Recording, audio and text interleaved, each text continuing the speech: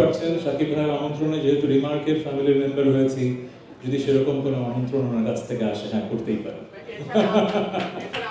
কনসার্টে 10-12টা গান গাওয়ার পরে আর গাওয়া সম্ভব হয় না। সো এখন পর্যন্ত ঠিক আছে, স্ট্রেস কম নিতে হয়। আগে যেরকম প্র্যাকটিস করতে পারতাম, প্র্যাকটিস করতে পারি না, বাট গান আশা করছি পরিপূর্ণভাবে সুস্থ হয়ে যাব এবং ঠিকমতো গান করতে পারবো। আমি আসলে শুরু থেকে গানের জগতের মানুষ, গানেই থেকেছি।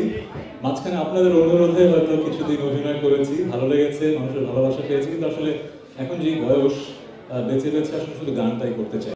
যেটা বললাম যে বয়স হয়ে যাওয়ার সাথে সাথে মানুষের মাঝে এক ধরনের উইজডম আসে।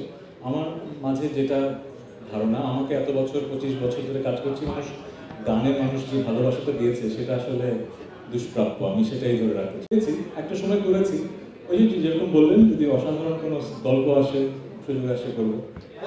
আমি তো আসলে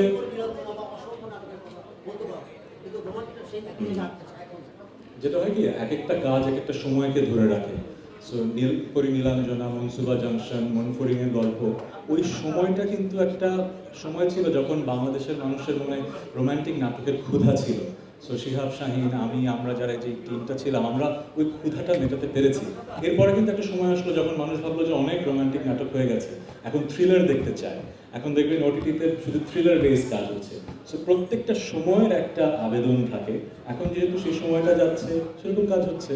আবার একটা সময় থ্রিলারেও মানুষ হয়তো বোর হয়ে যাবে, তখন আবার হয়তো রোমান্টিক নাটকের চাহিদা হবে, তখন আবার হয়তো হবে। নাটকের মান কেমন সেটা দর্শক বলে দেবে। বাংলাদেশের নাটকের মান, সিনেমার মান দিন দিন ভালো হচ্ছে, আমি পজিটিভটাই দেখি। কিন্তু আমরা যারা কাজ করি, আমরা তো খারাপ কাজ কখনো করতে চাই না, আমরা ভালো কাজ করতে চাই।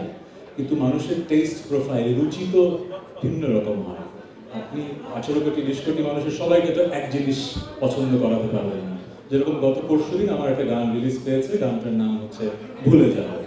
যে কোম্পানিটা গানটা প্রডিউস করেছে তারা গ্লোবাল স্ট্যান্ডার্ডে করতে চেয়েছে বলে ল্যাটিন আমেরিকার একজন ডিরেক্টরকে, স্বনামধন্য ডিরেক্টরকে হায়ার করেছে। হলিউড হিলসে একটা ম্যানশনে ভিডিও করা হয়েছে, অসাধারণ ভিডিও হয়েছে। কিন্তু আমার যারা একদম রোমান্টিক স্যাড গান শুনে অভ্যস্ত, তারা বলছেন যে এই ধরনের গান আপনি কেন করলেন। কিন্তু আবার অনেক মানুষ বলছে যে ওয়াও, এরকম ওয়ার্ল্ড ক্লাস একটা গান ভিডিও আপনি করলেন। সো আমরা আসলে ভালো খারাপ কি সেটা জাজমেন্ট দেওয়ার মানুষ না, আমরা সৃষ্টিশীল মানুষ, আমরা সৃষ্টি করব। আপনারা দর্শক শ্রোতারা যেটা ভালোবাসবেন সেটা টিকে যাবে, যেটা ভালোবাসবেন না সেটা হারিয়ে যাবে।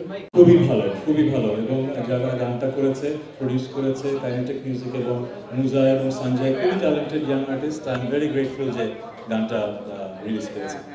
আমরা যে যার ফিল্ডে কাজ করি, সে যদি তার কাজটা ঠিকমতো করি, সেটাই তো দেশপ্রেম, তাই না?